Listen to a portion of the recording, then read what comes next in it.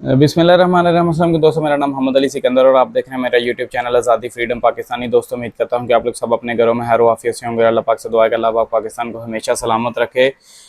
यहाँ पर मौत सस्ती, आटा और चीनी महंगी है और उसके बाद याश हुक्मरानों ने पाकिस्तान को अदारों को तबाह करके रख दिया। ये कहना है सराजुल हक साहब का। अब ये सारा मामला है क्या, वो पाकिस्तानी आप लोगों के साथ शेयर करते हैं। तो बेसिकली आप लोगों को बताते चलें कि अमीर जमात इस्लामी सराजुल हक का कहना है कि आज हुक्मरानों ने अदारे तबाह करके रख दिए हैं। यहाँ मौत सस्ती, आटा और चीनी महंगी है। अब पेशावर के अंदर गवर्नर हाउस खैबर पख्तूनख्वा के सामने जमात इस्लामी जो है उनका महंगाई मार्च कह लें या उनका धरना था महंगाई के खिलाफ। उन्होंने पेशावर के अंदर गवर्नर हाउस खैबर पख्तूनख्वा के बाहर ही एक धरना किया। अब इस धरने में इनका मजीद खताब के दौरान सराजुल हक साहब ने कहा कि यहाँ पर महंगाई और इस तरह का निज़ाम हो चुका है महंगाई का कि पाकिस्तानी अवाम के लिए मौत सस्ती, आटा और चीनी महंगी हो चुकी है। और यहाँ पर जो अयाश हुक्मरान हैं उनकी तरफ से ये मामला इस तरह का है कि उन्होंने अदारों को तबाह करके रख दिया है। अब उसके ऊपर मज़ीद इनका कहना था कि अवाम को जीने दो, IMF की ग़ुलामी तस्लीम नहीं करेंगे, अवाम को जीने दो, उनको राइट्स है जीने का, उनको 2 वक्त का खाना खाने दो अवाम को। ये कहना था सराजुल हक साहब का। अब इस सारे मामले के ऊपर मज़ीद सराजुल हक साहब ने कहा कि हमने खैबर पख्तूनख्वा के कर्ज़ों से निजात दिलाई थी।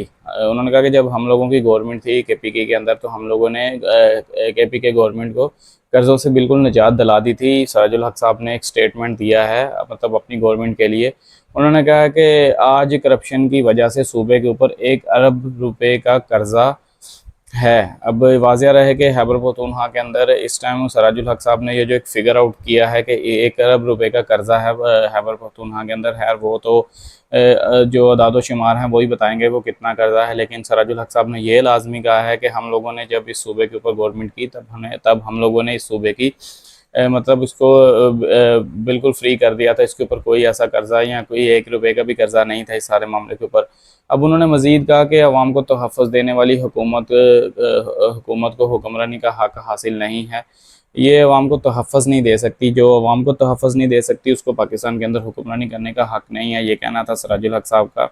अब उन्होंने मज़ीद कहा कि इक़्तिदार में आकर करप्ट हुक्मरान बैरून मुल्क में महलात खरीद लेते हैं। यानी कि ये जो बात है उन्होंने बेसिकली सारी जमातों के खिलाफ कही। उन्होंने कहा पाकिस्तान के अंदर जो भी बंदा गवर्नमेंट करने के लिए आता है, जब वो वज़ीर-ए-आज़म पाकिस्तान के अंदर बन जाता है, उसके बाद 5 साल के बाद जब वो मतलब या जितने भी टाइम का पीरियड वो निकालते हैं, उसके बाद जब ये सारा मामला देखा जाता है तो उसके बाद वो बंदा बाहर मतलब यूरोप के अंदर या मतलब दुबई में या दूसरे तीसरे ममालिक के अंदर जाके वो महलात खरीद सकते हैं। इतने पैसे वो यहाँ से पाकिस्तानी अवाम के टैक्स का पैसा, पाकिस्तानी अवाम के मफाद का पैसा जो है वो सारा पैसा इकट्ठा करके ले जाते हैं और वहाँ पे अय्याशियाँ करते हैं और महलात खरीद लेते हैं। अब सराजुल हक साहब ने मज़ीद एक सवाल के जवाब में उन्होंने कहा कि निगरान वज़ीर-ए-आज़म अनवारुल हक काकड़ ने अगर अमेरिका के अंदर आफ़िया सदीकी की रहाई की बात की तो इनके इस्तकबाल के लिए मैं एयरपोर्ट खुद जाऊँगा।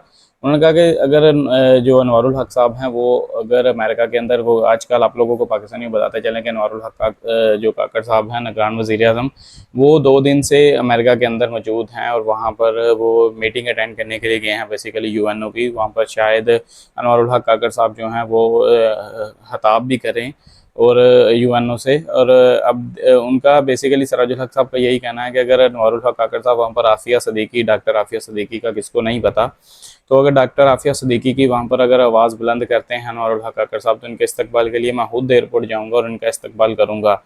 ये कहना था सराजुल हक साहब का। अब बेसिकली मसला पाकिस्तानी ये है कि सराजुल हक साहब भले ही KPK के अंदर वो गवर्नमेंट कर चुके हैं, लेकिन जो इस्लामी एक सिस्टम के ऊपर जो जमातें हैं पाकिस्तान के अंदर या जो मौलवियों की जमातें हैं, मैं सीधे अल्फाज में अगर आप लोगों को समझाऊं तो उनको कभी भी पाकिस्तान के अंदर इक़्तिदार उस सिस्टम से या उस हिसाब से नहीं मिला, क्योंकि उनकी बेसिकली जो ताकतवर हलके हैं या ताकतवर अदारे हैं पाकिस्तान के अंदर उनके साथ कोई डील सेट नहीं होती ना। तो जब आप लोगों की किसी के साथ डील सेट नहीं होगी, मामला जो हैं वो आप लोगों के सेटल नहीं होते, तब तक आप पाकिस्तान के अंदर लीगली गवर्नमेंट ही नहीं कर सकते।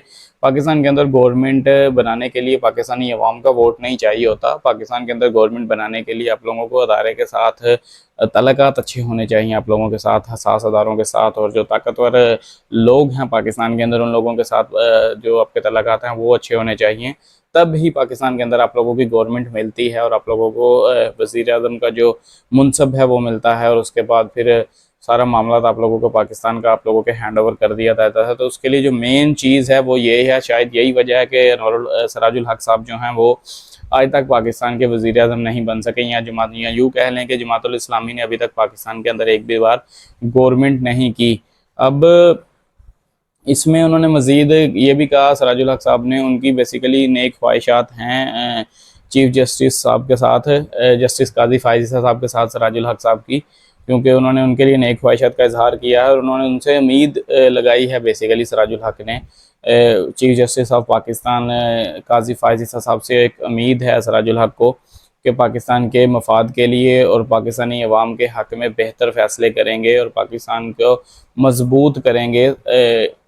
काजी फायज़ साहब अपने मनसब के मतलब एक पावर जो उनके पास है उस पावर को यूज़ करते हुए वो पाकिस्तान के हक़ में बेहतर फ़ैसले करेंगे। खैर ये सारे पाकिस्तानियों की होप है कि जो काजी फायज़ साहब हैं वो इस सारे मामले को देखें और इसको बेहतर तरीके से हैंडल करें और अपना जो उनका एक टाइम पीरियड है उस टाइम पीरियड के अंदर पाकिस्तान के हक़ में फ़ैसले करें और पाकिस्तानी अवाम के लिए बेहतर फ़ैसले करके जाएँ।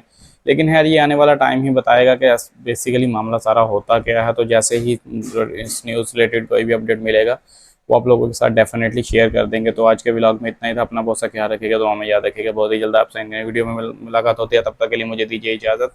अल्लाह हाफिज़।